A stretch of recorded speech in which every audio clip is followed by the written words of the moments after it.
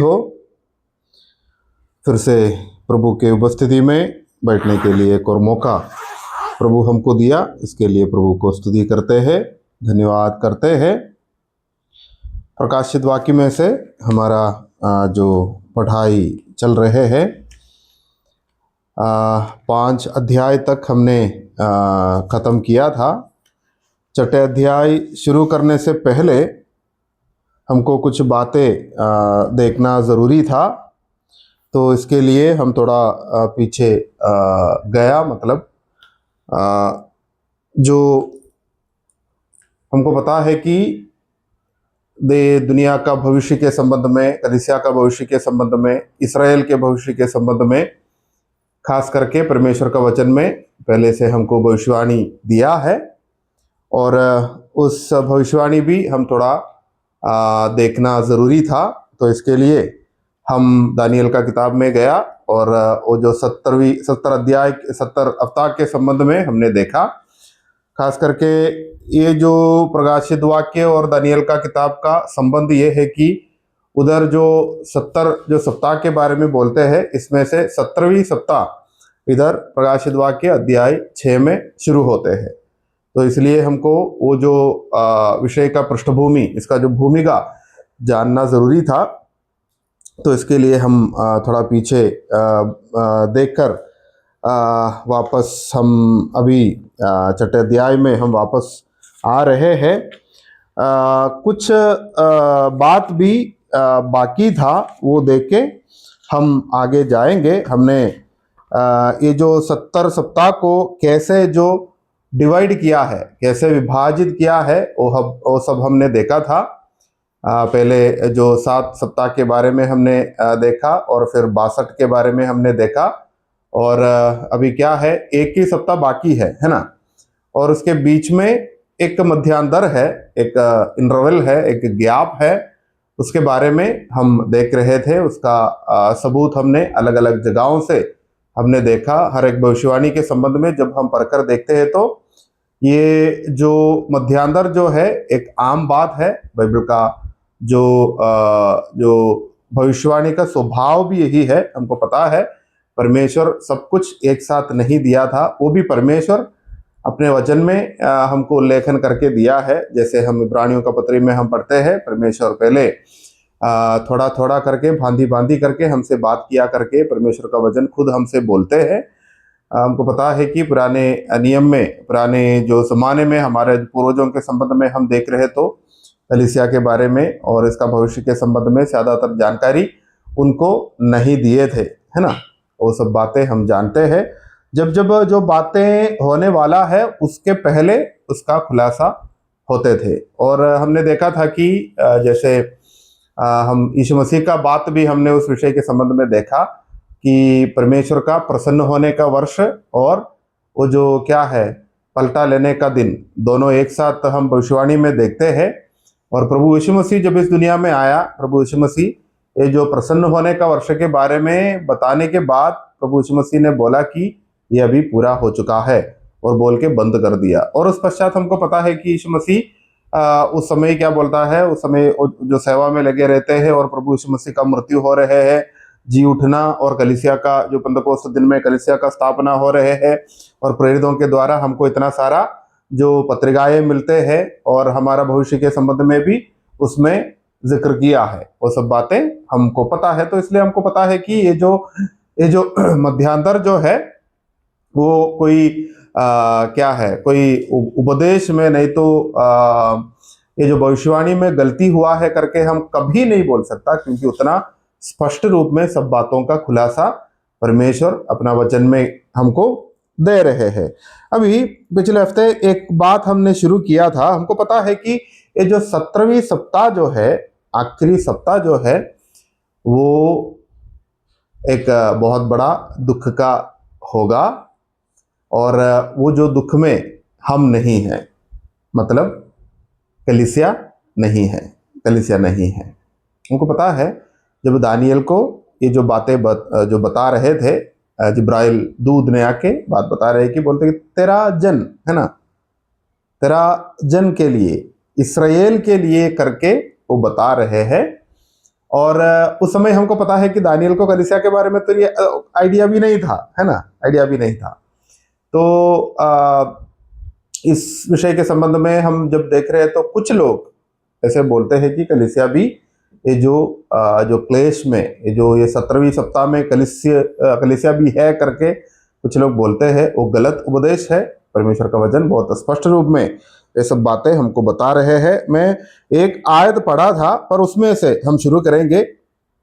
अगर कोई ये क्लास से शुरू कर रहे तो उनको भी समझ में आए, इसके लिए मत्ती रचित समाचार अध्याय 16 का 18 में पढ़ने का जरूरत नहीं है। मत्ती रचित समाचार अध्याय 16 का 18 उधर कलीसिया के संबंध में जो पहला जो ऐलान प्रभु यीशु मसीह करते हैं, प्रभु यीशु मसीह करते हैं कि मैं अपना कलीसिया बनाऊंगा, मैं अपना कलीसिया बनाऊंगा।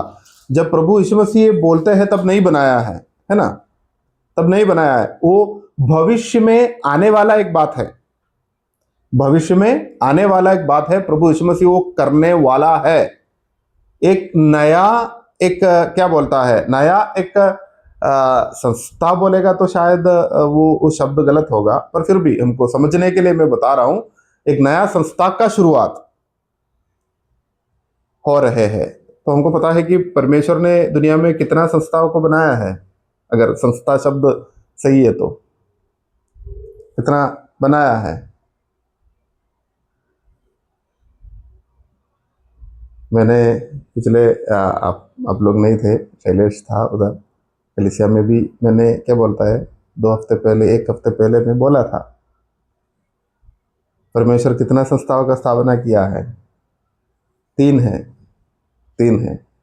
पहला जो है परिवार, वो हम कहाँ देखते हैं, आदन वाटिका में हम देखते हैं, है ना। प्रभु इसका स्थापना किया परिवार का। उससे पहले परिवार है नहीं, आदम अकेला था, है ना, आदम अकेला था। और परमेश्वर ने आदम के लिए एक नारी को प्रभु दिया, और उधर एक परिवार का स्थापना हो रहा है। और परिवार के द्वारा भी परमेश्वर का इच्छा होते हैं। और वो इच्छा क्या है, हमको पता है कि यीशु मसीह को परमेश्वर का घोषणा, परमेश्वर को आराधना करना है, परमेश्वर के लिए बनाया है। और उस पश्चात हम क्या है, इस्राएल, मतलब अब्राहम को परमेश्वर ने बुलाया। हम उत्पत्ति का किताब अध्याय 12 में देखते हैं अब्राहम को वो जो बुलाहट आ रहे हैं, और अब्राहम के द्वारा एक बहुत बड़ा जाति का गठन। परमेश्वर ने इस्राएल को क्यों बनाया, बस ऐसे जो चाय पी के बैठ रहा था तब सोचा कि हाँ मैं एक जाति को बनाऊं, ऐसा है नहीं, नहीं। ये सब क्या बोलता है, हमारा परमेश्वर जिसका ना शुरुआत है ना अंत है, ये सब बातें क्या बोलता है, अनादिकाल से परमेश्वर के दिल में है। ये सब बातें अनादिकाल से है। वो कलीसिया के बारे में भी प्रभु, हम जब एफिसियों का पत्रिका जब हम पढ़ते हैं हमको पता चलेगा कि ये सब भेद जो है अनादिकाल से परमेश्वर के अंदर है, अंदर है। तो कलीसिया ये जो परिवार को बनाया, उस पश्चात क्या बोलता है, इस्राएल को बनाया। और इस्राएल के द्वारा पूरा दुनिया में परमेश्वर गवाही दिया कि इस्राएल का एक परमेश्वर है, इस्राएल को एक परमेश्वर है, वो परमेश्वर सर्वशक्तिमान है। जब ये जो रेगिस्तान में 40 साल जब चलाया, तब परमेश्वर का लक्ष्य इस्राएल के संबंध में अलग है। मतलब जो इस्राएल को नम्र करना था, है ना, इस्राएल को विनम्र करना था, इस्राएल को परखना था कि उनके दिल में क्या है, और इस्राएल को आज्ञाकारिता सिखाना था। ये सब बातें हम व्यवस्था विवरण अध्याय 8 में हम देखते हैं। पर साथ साथ जो इस्राएल शायद नहीं जानते थे, इस्राएल शायद नहीं पहचानते थे, इस्राएल के द्वारा परमेश्वर क्या है, पूरा दुनिया के ऊपर अपना गवाही दे रहा था।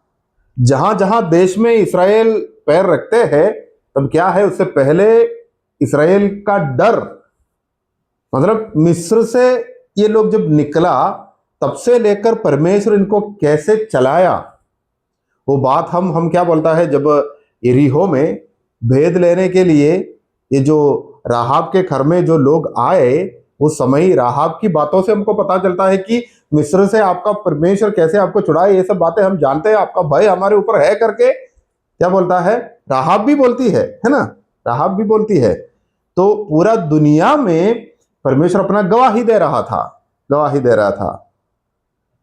उस पश्चात क्या है? नया नियम में हम क्या है? कलीसिया, जो सबसे खास है। इसराइल को बनाने के लिए परमेश्वर को क्या मेहनत करना पड़ा? इंसान को बनाने के लिए क्या बोलता है, ये सब आसानी से हो रहा है। पर कलीसिया, परमेश्वर बहुत मेहनत किया ऐसा नहीं है, परमेश्वर को कोई ऐसा मेहनत का जरूरत नहीं है, पर फिर भी हम कलीसिया के संबंध में एक खास एक एक क्या बोलता है, एक तरीका हम देख रहे हैं कि प्रभु यीशु मसीह खुद इस दुनिया में आके अपना लहू बहा के उस लहू से कलीसिया को मोल लिया है, मोल लिया है। प्रभु यीशु मसीह प्रभु यीशु मसीह का लहू का मूल्य क्या है? वो है कलीसिया का मूल्य। और सबसे क्या बोलता है, आशीषित परिवार से भी।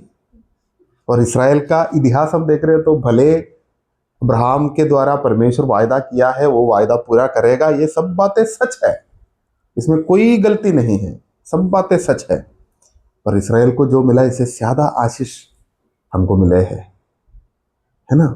इसराइल को अभी एक सप्ताह बचा है, इससे पहले प्रभु हमें लेके जाएंगे। ये महान क्लेश से भी हमें प्रभु संभालेगा करके परमेश्वर का वचन बोल रहे हैं। तो हमको मिला हुआ आशीष कितना बड़ा है। ये जो अनुग्रह का अवधि में हम सब रहते हैं, केवल विश्वास करने में हमको क्या बोलता है, पाप का क्षमा मिलते हैं। हर पल दिन प्रतिदिन पवित्र आत्मा का अगुवाई हमको मिलते हैं, परमेश्वर हमें चलाते हैं, है ना। कितना धन्य है हम, कितना धन्य है।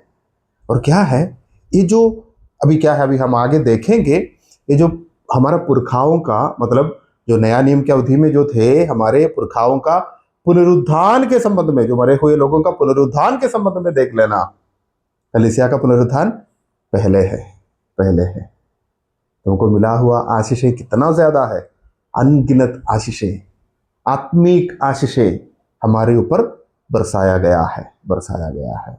वही हमारा प्रिविलेज है, हमारा क्या है, हमारा अधिकार वही है, वही है। ओके, हमारा बात यह है कि प्रभु कहते हैं कि मैं एक नया संस्था को, वो मेरा क्या बोलता है, अनादिकाल से मेरे दिल में है, वो क्या है, इसका शुरुआत होने वाला है, मैं बनाने वाला है, प्रभु कहते हैं। तो इसराइल और क्या है, कलीसिया, दोनों अलग है, अलग है, दोनों अलग है, दोनों अलग है। तो इसलिए हम कहते हैं कि ये जो याकूब का क्लेश हम आगे देखेंगे, मतलब इसराइल के ऊपर आने वाला 17वीं सप्ताह क्या बोलता है, कलीसिया के लिए नहीं है। क्योंकि प्रभु कहते हैं कि इसराइल, और प्रभु का बातों से हमको पता चलता है कि इसराइल और कलीसिया के साथ ऐसा कोई लेना देना नहीं है। भले कोई इसराइली कोई उद्धार पाते हैं, वो कलीसिया का सदस्य बन जाते हैं, ये जो हमको जो वायदा किया हुआ आत्मिक आशीषों का वारिसदार बन जाते हैं। पर क्या है, और इसराइल जाति अभी भी है, उनके ऊपर अभी भी क्या बोलता है, परमेश्वर का वायदा है, जो अब्राहम के द्वारा सब मिलते हैं, वो सब क्या बोलता है, अभी भी उनके ऊपर है ना। उनको प्रभु छोड़ेगा नहीं, उनको प्रभु संभालेगा। पर क्या है, फिर भी उसके बीच में कलीसिया को प्रभु ने बनाया, और कलीसिया इसराइल दोनों अलग है। और दूसरा आयत भी मैंने जिक्र किया था, प्रकाशित वाक्य अध्याय 3 का 10 उधर खास करके जो कलीसिया के लिए जो संदेश दे रहा है, उसमें प्रभु कहते हैं कि जो आने वाले जो क्लेश का समय में मैं तुम्हें संभालूंगा, मैं तुम्हें सुरक्षित रखूंगा, ऐसा करके प्रभु यीशु मसीह कहते हैं। पर क्या है, वो जो शब्द में कलीसिया के लिए दिया हुआ एक वायदा है, पर वो शब्द में हमको क्या बोलता है, इसका जो ग्रामर व्याख्या जब हम देखते हैं, मूल भाषा में से हम जब निकाल के जब हम देखते हैं, तो बात यह है कि वो जो क्या है, वो क्लेश का समय में मैं तुम्हें सुरक्षित रखूंगा, ऐसा नहीं, उस समय में से मैं तुम्हें सुरक्षित रखूंगा। वो शब्द में क्या बोलता है, इसका जो मतलब बदल जाते हैं। उस समय मतलब जो आने वाले, जो क्या बोलता है, आने वाले जो बारिश के समय में मैं तुम्हें संभालता हूं, ऐसा करके जब बोलते हैं तो क्या बोलता है, बारिश आएगी और बारिश के समय में आप लोग रहेगा, वो बारिश के समय में क्या बोलता है, आपको मैं संभाल के रखता हूं, ऐसा करके बोलते हैं। वही मतलब है ना। पर उसमें से मैं तुम्हें मैं तुम्हें सुरक्षित रखेंगे उसमें से। मतलब इसका कोई क्या बोलता है, इसका कोई भी दोष हमारे ऊपर नहीं आने वाले हैं, कोई भी दोष हमारे ऊपर नहीं आने वाले हैं। पर बात यह है कि उस समय दुनिया में जितने लोग हैं सबके ऊपर वो क्लेश आने वाले हैं। वो हम देखेंगे, केवल इस्राएल के लिए नहीं, जातियों के ऊपर भी क्या बोलता है इसका असर तो पड़ेगा ही। हम आगे देखेंगे यिर्मयाह नबी का किताब अध्याय 25 का 31 से लेकर 33 तक पढ़ लीजिएगा। यिर्मयाह नबी का किताब अध्याय 25 का 31 से लेकर 33वीं कलम तक पढ़ लीजिएगा।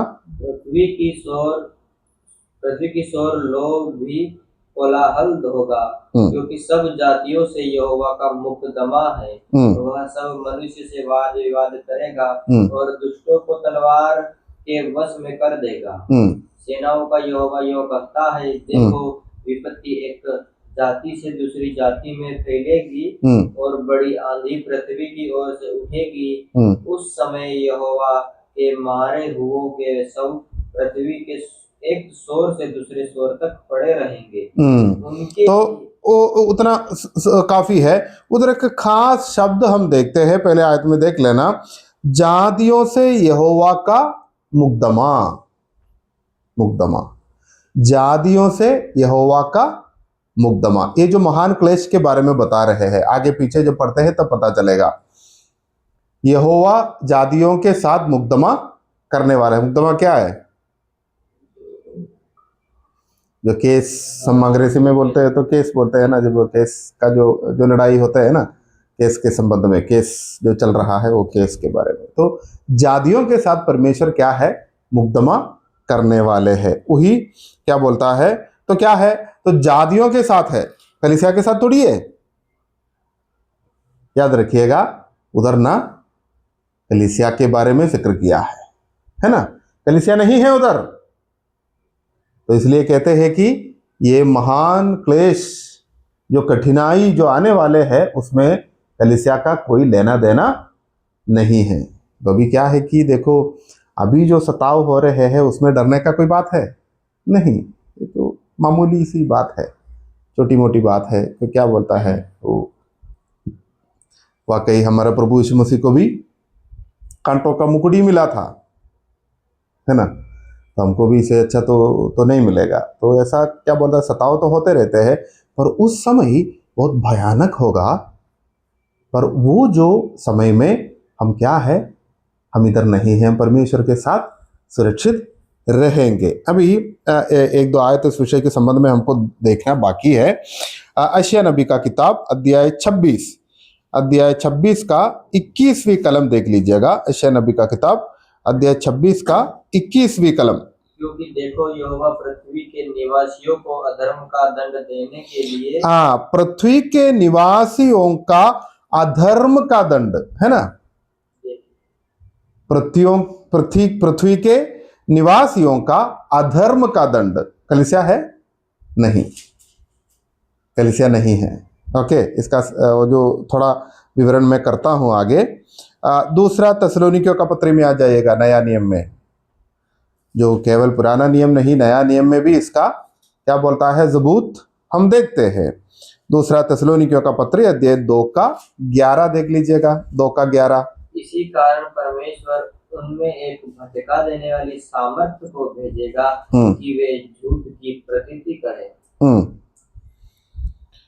झूठ की प्रतीति करने वालों को क्या मिलेगा?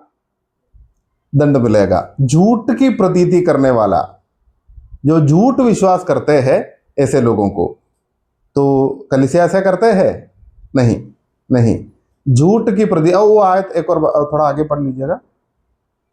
इस कारण परमेश्वर उनमें से एक भटका देने वाली सामर्थ्य को भेजेगा कि वे झूठ की प्रतीति करें, ताकि जितने लोग सत्य की प्रतीति नहीं करते वरन अधर्म से प्रसन्न होते हैं, वे सब दंड पाए। अधर्म से प्रतीति प्रसन्न करते हैं, उनको दंड मिलेगा। तो क्या है, वो कलीसिया नहीं है।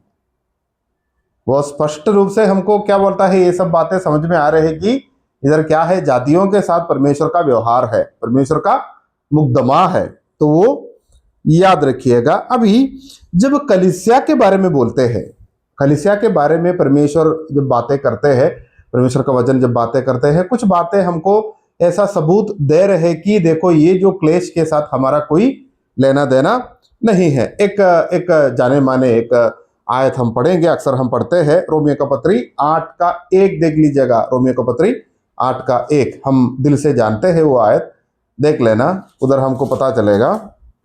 अतः अब जो मसीह यीशु में है उन पर दंड की आज्ञा नहीं। हाँ, तो जो मसीह यीशु में है उसको दंड का कोई आज्ञा नहीं, क्योंकि वे शरीर के अनुसार नहीं, हाँ, वरना आत्मा के अनुसार। तो हम यीशु मसीह में है। पर एक बात याद रखना कि क्या बोलता है, ये शक नहीं आना चाहिए, हम जो उद्धार पाया हुआ लोग, यीशु मसीह में है, ऐसे लोग, क्या बोलता है प्रभु यीशु मसीह का दूसरा आगमन का पहला भाग में, मतलब जब वो तुरही फूकी जाएगी उस समय क्या बोलता है, हम उठा लिए जाएंगे, है ना। पर तब भी जो कलीसिया के साथ है, पर क्या है, मसीह ही नहीं है, मतलब सही रीति से उद्धार नहीं पाया है, ऐसा पास्टर लोग भी इधर रहेंगे, विश्वासी लोग भी इधर रहेंगे। विश्वासी नहीं कह सकता, ऐसे लोग इधर रहेंगे।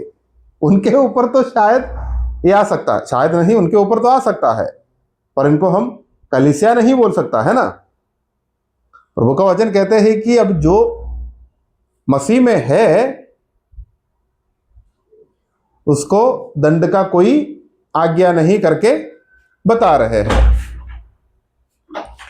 तो बात यह है कि उस समय जो क्या बोलता है, जो कलीसिया के अंदर है, पर फिर भी कलीसिया मतलब वो जो चार दीवार के अंदर है, पर क्या है, मसीह में नहीं है, ऐसा लोग बाकी रह जाएगा, उनके संबंध में नहीं है। ओके, समझ में आ रहा है ना, इसमें कंफ्यूजन नहीं आना चाहिए। ओके, अभी एक दो आयत हम देखेंगे। यिर्मयाह नबी का किताब अध्याय 30 का 7वीं कलम, यिर्मयाह नबी का किताब अध्याय 30 का 7वीं कलम देख लीजिएगा। हाय हाय, वह दिन क्या ही भारी होगा, उसके समान और कोई दिन नहीं। वह याकूब के संकट का समय होगा, परंतु वह याकूब के संकट का समय, याकूब के, ये जो क्लेश के संबंध में बता रहे हैं कि याकूब के संकट का समय, यिर्मयाह नबी का किताब अध्याय 30 का 7, याकूब का संकट, याकूब करके क्यों बता रहे, याकूब का नाम क्या है, याकूब का असली नाम क्या है, इस्राएल, परमेश्वर इस्राएल नाम रखा था। तो याकूब का संकट मतलब इस्राएल का संकट, इस्राएल का संकट है, तो इस्राएल और कलीसिया अलग है ना।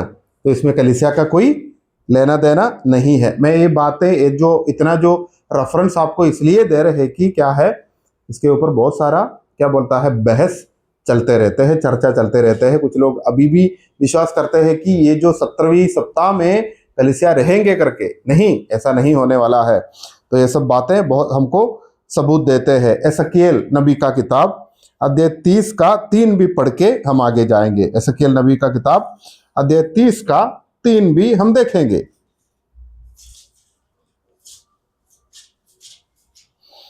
क्योंकि वह दिन अर्थात यहोवा का दिन निकट है, वह बादलों का दिन और जातियों के दंड का समय होगा। हाँ, यहोवा का दिन निकट है, वो जातियों का दंड का समय है ना, जातियों का दंड का समय। इधर कहीं भी क्या बोलता है, जहां जहां ये जो दंड के बारे में बता रहे हैं, ये जो संकट के बारे में बता रहे हैं, क्लेश के बारे में बता रहे हैं, क्या है, कहीं भी हम क्या बोलता है, कलीसिया को नहीं देखते हैं, कलीसिया को नहीं देखते हैं। इसका मतलब ये है कि ये जो 17वीं सप्ताह हमारे लिए नहीं है, हमारे लिए नहीं है। और ये जो कठिनाई के संबंध में, ये जो क्लेश के संबंध में कुछ अलग अलग शब्द नया नियम में और पुराना नियम में इस्तेमाल किया है, वो शब्द भी जरा देख के हम आगे जाएंगे। क्या क्या शब्द, ये जो महान क्लेश करके हम जो बोलते हैं, इसके बारे में अलग अलग शब्द हमने अभी भी कुछ शब्द हमने देखा था, याकूब का संकट ये वो करके हमने अलग अलग शब्द देखा, पर फिर भी कुछ जो हमको समझ में आने के लिए नया नियम में भी इसके बारे में प्रभु यीशु मसीह खुद कहा है, तो वो जो शब्द भी इसके साथ जोड़कर हम देखेंगे। मत्ती रचित समाचार अध्याय 24 की 21वीं कलम। क्योंकि वह उस समय ऐसा भारी क्लेश होगा जैसा जगत के हाँ, भारी क्लेश करके प्रभु यीशु मसीह कहते हैं। तो क्या है, प्रभु यीशु मसीह कहते हैं कि भारी क्लेश। देखो, जब मिस्र के ऊपर परमेश्वर ने जो 10 विपत्ति भेजी, इससे भी क्या बोलता है, कठिन होने वाला है।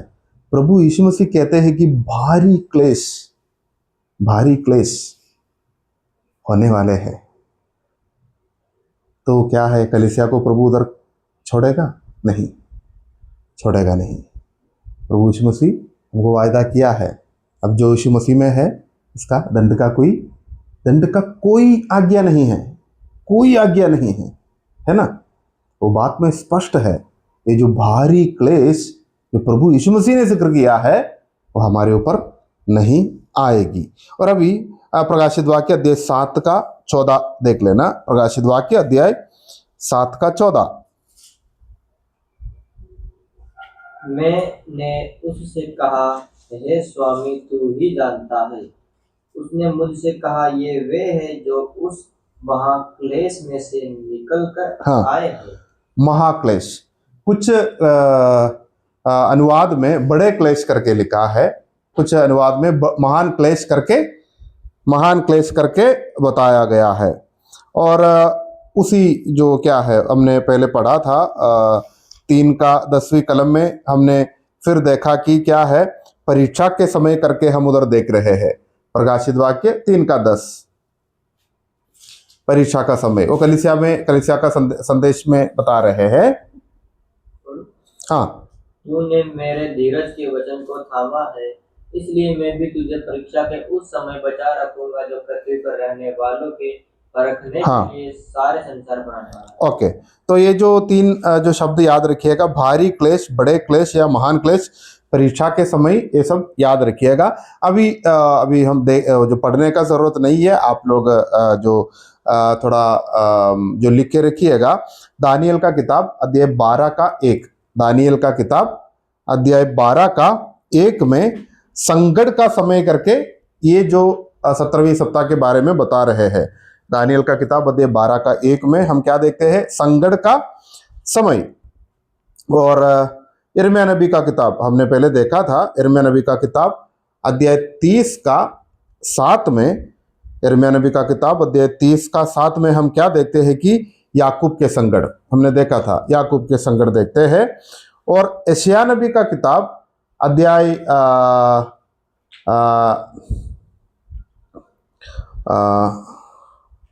66 का 8, जो 66 का 8वीं कलम में हम क्या देखते हैं कि सियोन की पीड़ाएं। तो ये सारे शब्द सियोन की पीड़ाएं लिख लीजिएगा, सियोन की पीड़ाएं। यशायाह नबी का किताब अध्याय 66 का 8वीं कलम में हम क्या देखते हैं कि सियोन की पीड़ाएं। तो इतना तो याद रखिएगा। एक क्या बोलता है, ये सप्ताह आने वाले हैं, इसका शुरुआत तो हो चुका है। तो इसके लिए, इसके तरफ हमारा ये जो दुनिया जाते रहते हैं। अभी क्या है, अभी जो बातें हम जो सीखने वाले हैं, उधर से जैसे प्रभु हमको बुद्धि दिया है, वो बुद्धि के अनुसार ये दुनिया में जो बातें, जो घटनाएं जो हो रहे हैं, घटती है, उसको परखर देख लेना, तब पता चलेगा कि परमेश्वर का वचन कितना स्पष्ट रूप में ये सब बातें बताया है। अभी क्या है, हम वो जो मुहर खोलने वाले हैं, वो जो मुहर हम खोलने वाले हैं। प्रकाशित वाक्य में आ जाइएगा, 6ठे अध्याय हम शुरू कर रहे हैं। तो ये 6ठे अध्याय में मैं याद रखिएगा, मैं ये जो बताने से पहले, इसमें हम शुरू करने से पहले मैं ऐसा बताना चाहूँगा कि क्या है ये जो हर एक मुहर, जो 7 मुहर के बारे में हम उधर देखते हैं, एक एक मुहर जो क्या बोलता है, जो खोलते हैं उसके अनुसार कुछ बातें स्वर्ग में हो रहे हैं। इसका गवाह कौन है? यूहन्ना। यूहन्ना उधर, प्रेरित यूहन्ना उधर ये सब बातें देख रहे हैं। ओके, देख रहे हैं। और जब हम ये जो इधर से हम जो भविष्यवाणी जो पढ़ते हैं, तब क्या बोलता है, जो ये जो खास आयत में नहीं बताया है वो भी मैं बोल के जाऊंगा, वो भी मैं बोल के जाऊंगा। इसका पूरा विवरण अभी मैं नहीं बताऊंगा। और क्या है वो जो जब ये खड़ना खड़ती है, मतलब जो आगे जब हम जाएंगे तब क्या बोलता है, पीछे मुड़कर कभी कभी देखना पड़ेगा, तब पता चलेगा कि ये जो बातें मैं बताया है वो कैसे इसको कनेक्ट करते हैं। ओके, तो अभी क्या है, अभी जो मुहर खोलने वाला है, जब मुहर खोलते हैं तो क्या हो रहा है, इसका मतलब क्या है वो जानना है। तो आगे जो आने वाला संभव भी इसके साथ जोड़कर जब बोलते हैं तभी पता चलेगा। तो इसलिए मैं वो सारा शब्द में, वो सारे बातें जो है मैं बता के जाऊंगा, और आगे बढ़ते ही क्या बोलता है इसको पता चलेगा कि वो जो मुहर जब खोला तो ऐसा ऐसा क्यों हुआ करके, जब आगे बढ़ते ही तब पता चलेगा। ओके, तो जो बातें समझ में आ रहा है ना, अभी जो पहला कदम रखते हैं, पहला क्लास में हम क्या बोलता है पैर रखते हैं, तब हमको पता चलना चाहिए कि ये क्लास कब तक चलेगा। मतलब हमको पता है ना, जब वो पहले क्लास में हम पैर रखते हैं, पहले क्लास में हमारा पढ़ाई शुरू करते हैं, हमको पता है कि हमको 10वीं क्लास तक पढ़ना है और फिर एग्ज़ाम लिखना है, वो सब बातें पहले से पता है ना। तो वो जो बातें इसके साथ जोड़कर मैं बता के जाऊँगा, वो 10वीं क्लास कहाँ है करके अभी नहीं पूछना।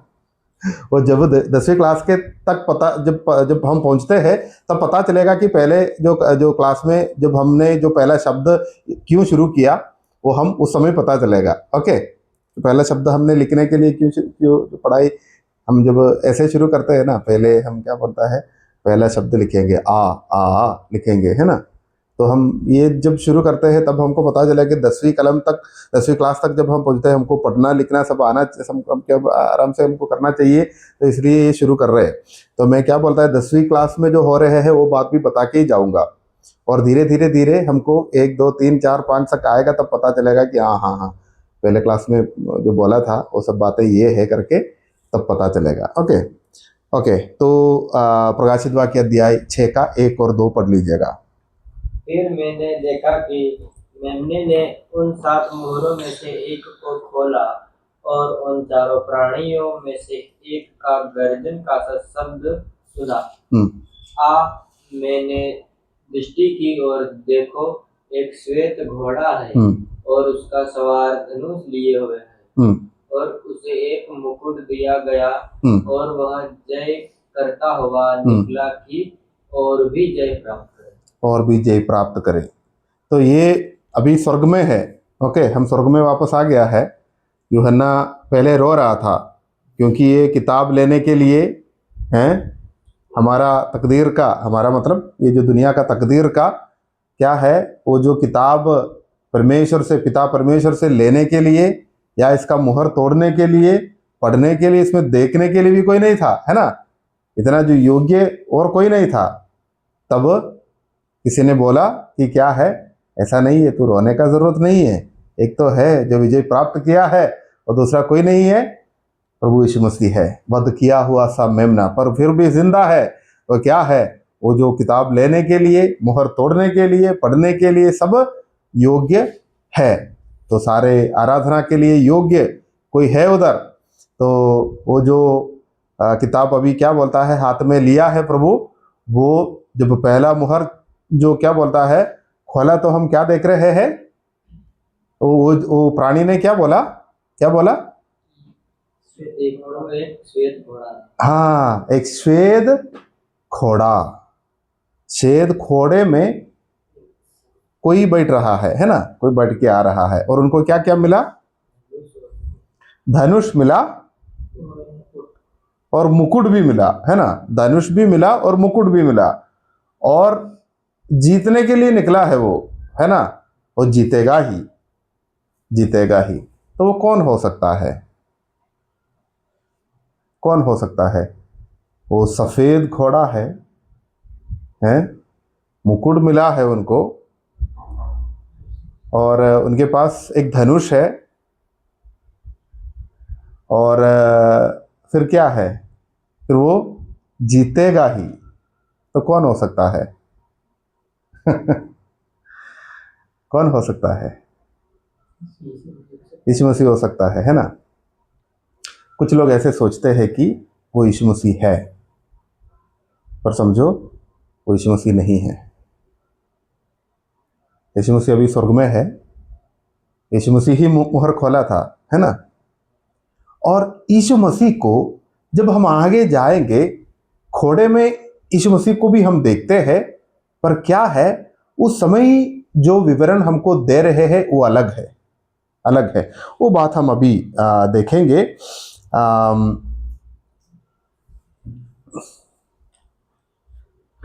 इसी जो प्रकाशित वाक्य, हाँ 19 का 11 से लेकर पढ़ लीजिएगा।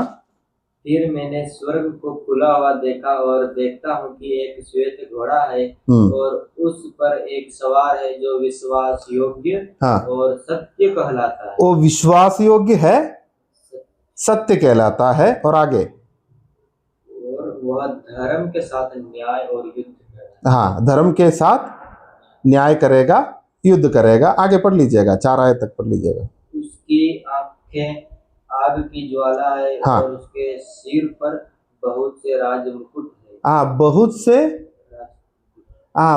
से राजमुकुट है उनके सिर पे, ऑलरेडी है। इधर हम देखा तो इसको कोई जो मुकुट नहीं था, मुकुट मिला गया, है ना, दिया हुआ, उनको मुकुट दिया था, पर उधर क्या है? बहुत से मुकुट है ना। आगे, उस पर एक नाम लिखा है जिसे उसके घोड़े और कोई नहीं जानता। वह लहू छिड़का हुआ वस्त्र पहने है। हाँ, लहू छिड़का हुआ वस्त्र पहने हैं। तो इधर जो वर्णन कर रहे हैं वो क्या है? यीशु मसीह है। पर पहले क्या बोलता है? हम एक श्वेत घोड़ा को हम देख रहे हैं, पर क्या है वो? क्या बोलता है? याद रखिएगा, वो यीशु मसीह नहीं है। वो क्या है? वो कौन हो सकता है? यीशु मसीह नहीं तो शैतान है। तो क्या है? वो यीशु मसीह का विरोधी है, यीशु मसीह का विरोधी है। ये यीशु मसीह का विरोधी का काम, मतलब पूर्ण ताकत के साथ कब हो रहे? 17वें सप्ताह में। तो वो क्या है? वो जीतने के लिए निकला है ना, जीतने के लिए निकला, और भी जीतेगा वो, और भी जीतेगा। इसके लिए सब मुकुट सब मिला है, वो निकला। ओके, तो याद रखिएगा, वो यीशु मसीह का विरोधी है। और उनके बारे में जो बातें बता रहे हैं, हम उसके संबंध में थोड़ा हम विवरण करके हम जाएंगे। उनके पास क्या है? उनके हाथ में क्या है? एक धनुष है। पर धनुष से क्या कर सकता है? धनुष से क्या कर सकता है? हैं? इसके लिए क्या होना चाहिए? तीर होना चाहिए, है ना। पर इनके पास तीर नहीं है, इनके पास खाली धनुष ही है।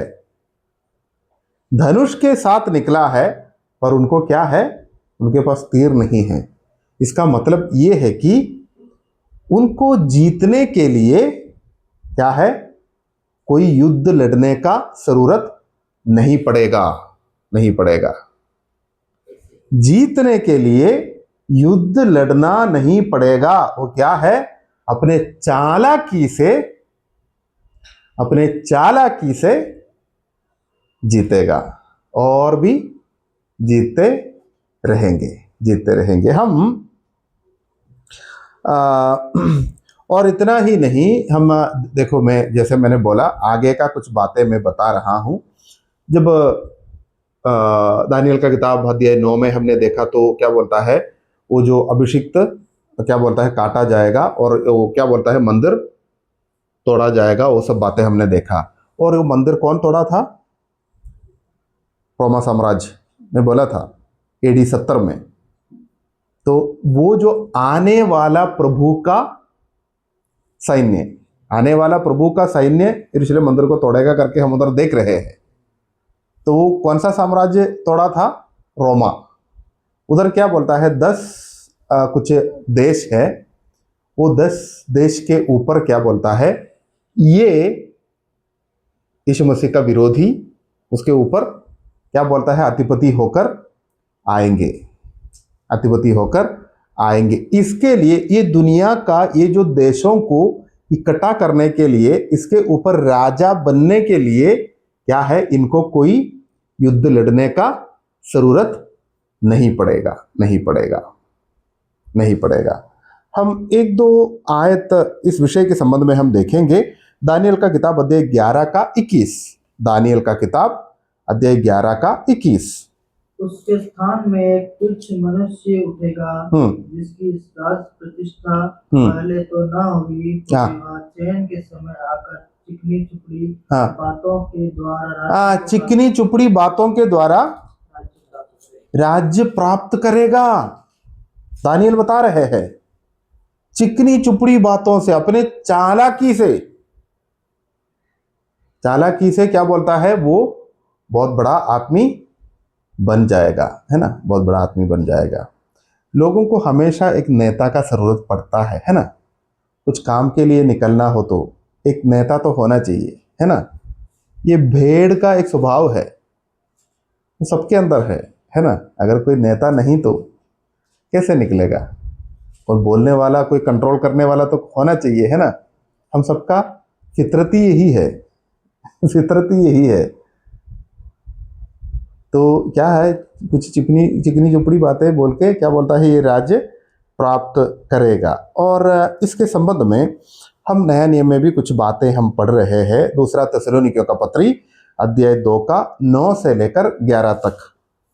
दूसरा थिस्सलुनीकियों का पत्री अध्याय 2 का 9 से लेकर 11 तक। उस अधर्मी का आना शैतान के कार्य के अनुसार सब प्रकार की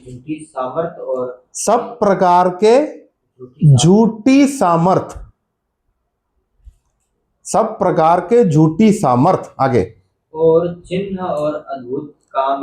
इनको कुछ ना कुछ ताकत है, कुछ तो करते रहेंगे। आजकल क्या बोलता है, एक खास शब्द दुनिया में लोग बोलने लगे, वो शब्द है, आप भी शायद पढ़ा होगा। अभी बाद में जब मैं जाने के बाद गूगल में भी थोड़ा क्या बोलता है, थोड़ा आप लोग सर्च करके देख लीजिएगा। इल्यूमिनाटी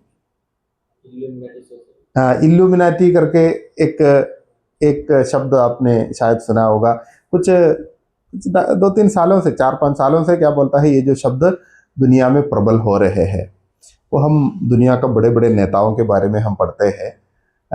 अमेरिका का प्रेसिडेंट जो है ट्रम्प है, डोनाल्ड ट्रम्प करके है, और रशिया का प्रेसिडेंट जो है व्लादिमीर पुतिन। ऐसा बड़े बड़े देश के जो नेताओं को क्या बोलता है, क्या बोलता है, वो इनका जो रीति देख लेना, इनका जो राज्य करने का तरीका देख लेना, हमको पता चलेगा कि क्या बोलता है। जो ट्रम्प के बारे में सब देख रहे हैं तो बहुत सारे देशों के ऊपर उनका अधिकार है, डरते हैं सब लोग उनको। तो उनका इतना खास क्या है उसके हाथ में? केवल एक देश का नेता है, एक अमेरिका करके एक देश का एक नेता है। और क्या है, पूरा दुनिया में उनका क्या बोलता है, एक कंट्रोल है। ऐसे कुछ ताकतवर लोग हैं, ऐसा करके बता रहे हैं, उनको नहीं पता है। पर क्या है ये सब, मैं ट्रम्प के बारे में या कोई जो व्लादिमीर पुतिन जैसे जो क्या बोलते हैं नेताओं के विरुद्ध नहीं बोल रहा हूँ। पर क्या है ये ऐसा नेताओं में हम क्या बोलता है ऐसा एक स्वभाव हम देखते हैं, उसको क्या बोलता है बहुत सारे ताकत है उनको, जो इल्यूमिनाटी करके सब बोलते हैं, शायद ऐसा हो सकता है। पढ़ लीजिएगा बेटा आगे।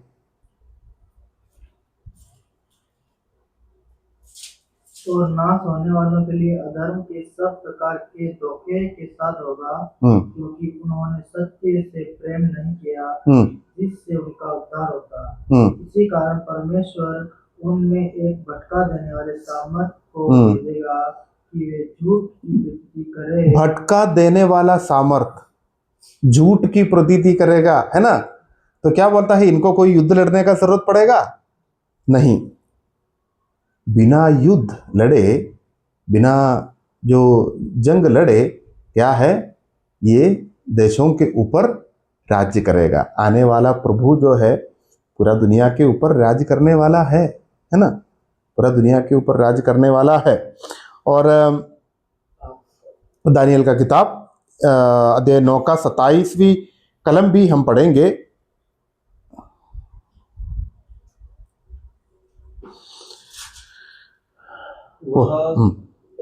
वह प्रधान एक सप्ताह के लिए बहुत के संग दृढ़ वाचा बांधेगा, परंतु आधे ही सप्ताह के बीतने पर वह मेल बलि और अन्न बलि को बंद करेगा और कंगूरे पर उजाड़ने वाली घृणित वस्तु दिखाई देगी। हाँ, इसमें क्या है कि ये जब इधर ये आएगा ना, जब आएगा तब क्या है, कोई इधर कोई इसका जो रोक टोक तो नहीं होगा। क्या बोलते, बहुत जल्दी अपने चालाकी से क्या बोलता है पूरा दुनिया उन पर भरोसा रखेगा, पूरा दुनिया भरोसा रखेगा। और क्या बोलता है, वो बहुत जल्दी सबके ऊपर राज्य करेगा। और ये यहूदी लोग भी उनके साथ जोड़ेगा, क्योंकि ऐसा होने वाला है। ये सब बातें हम आगे देखेंगे कि यरूशलेम मंदिर वापस बनाने के लिए अभी क्या है, ये जो यरूशलेम मंदिर नहीं बना सकता, क्योंकि उसके ऊपर दूसरा एक मंदिर है, मुसलमान लोगों का एक मंदिर है, अल अक्सा कहते हैं। वो सब बातें जो इतिहास है। पर क्या बोलता है, यहूदी लोगों को अपना मंदिर बनाना है तो ये तोड़फोड़ करना पड़ेगा। तो अगर ऐसा कर रहे तो क्या बोलता है, बहुत बड़ा झगड़ा होगा, बहुत बड़ा। क्योंकि उधर मुस्लिम लोगों के लिए भी क्या बोलता है, वो जो मंदिर बहुत खास है, बहुत खास है। केवल एक मस्जिद ऐसा नहीं है, क्योंकि उधर मोहम्मद रबी भी प्रार्थना किया है ऐसा करके, ऐसा कुछ कहानी है इसके पीछे, हमको इतना जानकारी इसके बारे में नहीं है। पर क्या है, इसलिए क्या बोलता है, वो तोड़ेगा तो क्या बोलते हैं, बहुत बड़ा हंगामा होगा। पर क्या है, ये जब आएगा तब ये सब क्या बोलता है, आसानी से ये सब सोल्व करेगा, आसानी से सोल्व करके यहूदियों के लिए अपना मंदिर बना के देगा। तब यहूदी विश्वास करेगा ना, तब यहूदी विश्वास करेगा। शायद क्या बोलता है, इनको क्या बोलते हैं, अपना काम सब हो रहे तो क्या बोलता है, हम मानेगा, है ना, कोई झगड़ा वगड़ा नहीं है। कब तक है, ये जो सप्ताह का आधा हिस्सा तक, उसके आगे सब बर्बाद होने वाले हैं। ये यहूदियों के साथ ये प्यार से इसलिए व्यवहार कर रहे कि देखो, यहूदियों का जो पकड़ पूरा दुनिया में है, यहूदियों का अभी भी, भले वो एक छोटा देश है पर फिर भी पूरा दुनिया में इनका पकड़ है। उनका बैंकिंग सिस्टम, बैंक सब है ना, वो सिस्टम बहुत है। तो पूरा दुनिया में क्या बोलता है, एक राज्य करना है तो यहूदी का पैसा भी उनको जरूरत पड़ेगा। ये सब क्या बोलता है, हम समझ रहे हैं, क्योंकि इतना जो क्या बोलता है, इतना जो यहूदी का जो जड़ जो है पूरा दुनिया में है, सब बातों में उनको क्या बोलता है, डिपेंड किए बिना हमको आगे नहीं जा सकता, ऐसा एक परिस्थिति है। आने वाले समय में भी वो बढ़ते जाएंगे।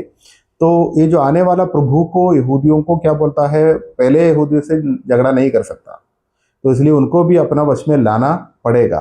तो इसके लिए क्या बोलता है, उनको विश्वास में लाएगा और फिर क्या है, उनका मंदिर बना के देगा और उनका ये जो पैसा इस्तेमाल करके जो पुराना बाबिलोन जो है जिस पर परमेश्वर नफरत करते हैं, वो बाबिलोन को क्या बोलता है, अपना अपना बोलते हैं हमको, अपना जो धंधे का, अपना जो बिजनेस का क्या बोलता है, जो राजधानी बना के क्या बोलता है, वो राज्य करना शुरू करेगा। एक आयत इस विषय के संबंध में हम देखेंगे, प्रकाशित वाक्य अध्याय 13 का 16 और 17।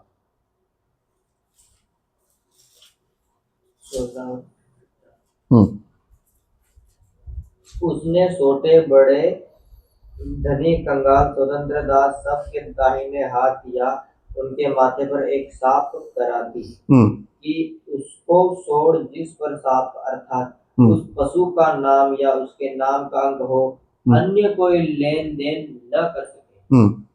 ज्ञान इसी में है, जिसे बुद्धि हो वह इस पशु का अंक जोड़ ले, क्योंकि वह मनुष्य का अंक है और उसका अंक 666। हाँ, 666 है ना। वो तो क्या बोलता है, पूरा दुनिया में बिजनेस करने का एक अलग तरीका, एक नया तरीका, ये जो क्या है ये अपनाएगा। तो इसका काम, सबसे बड़ा काम क्या होगा, बिजनेस ही होगा, समझो, क्योंकि पूरा दुनिया में सबके पास पैसा, समझो। और क्या बोलता है, अभी हम सब इसमें जो गरीब है धनी है, ये जो फर्क रहते हैं, है ना, उस समय में ऐसा नहीं रहेगा। और हम क्या बोलते हैं, हम जब मेहनत करते हैं ना, हमको मजदूरी नहीं मिलेगा। हम जब मेहनत करते हैं, हमारा मजदूरी क्या बोलता है, अपने आप क्या बोलता है, बैंक में भर जाएगा, समझो। और हमको क्या बोलता है, ये जो छाप मिलेगा 666 का, हमको मतलब समाने का लोगों को, हम तो उठा लिए जाएंगे तो मिलेगा। तो हमको जब अस्पताल में जाते हैं, जैसे हम ये जो एक कार्ड यूज़ करते हैं ना, वैसे ही हमको क्या बोलता है, ये छाप से हमारा सब कुछ हो जाएगा, पैसा का ज़रूरत नहीं है। तो पैसा नहीं तो क्या बोलता है, बहुत सारे प्रॉब्लम सोल्व हो जाएगा। अभी क्या है, हमारा भारत में हमारा पैसा क्या है, रुपया बोलते हैं, है ना। अमेरिका में डॉलर है, तो $1 हमको क्या बोलता है, इधर का क्या बोलता है, 90 रुपया के आसपास है, समझो। तो उधर ₹1 हमारा 90 रुपया है। अमेरिका का ₹1 हमारा 90, जो 68-90 रुपया का आसपास है, समझो। 88 और 90 रुपया का बराबर है। और क्या बोलता है, जो कुवैत में दिनार बोलते हैं, दिनार क्या बोलते हैं, इससे भी बड़ा है हमारा। उनका ₹1 हमारा क्या बोलता है, 150 के आसपास है, समझो। तो वो जो फर्क नहीं रहेगा पूरा दुनिया में। इधर ₹1 का मूल्य, ₹1 को क्या बोलता है, 1 किलो क्या बोलता है, चावल मिल रहे, तो अमेरिका में भी ₹1 को 1 किलो चावल मिल रहे, तो क्या बोल रहा है, सब बराबर हो गया। तब वो ऊंच नीच जो विषय नहीं रहेगा, तो सब क्या बोलता है, हमको कोई पैसा के वजह से हम क्या बोलता है, हमको कोई दिक्कत नहीं आने वाले हैं, नहीं आने वाले हैं, समझो।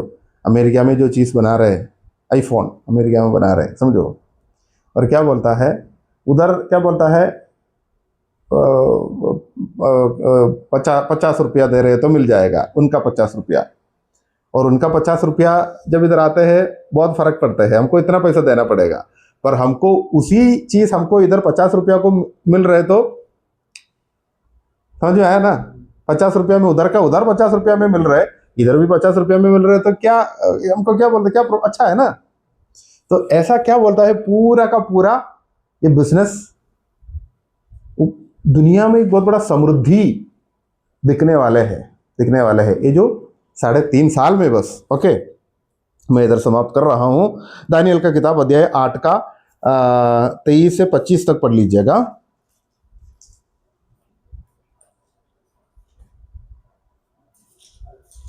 उन राज्यों के अंत के समय में जब अपराधी पूरा बल पकड़ेगा, तब पूर्व दृष्टि वाला और पहली बुझने वाला एक राजा उठेगा।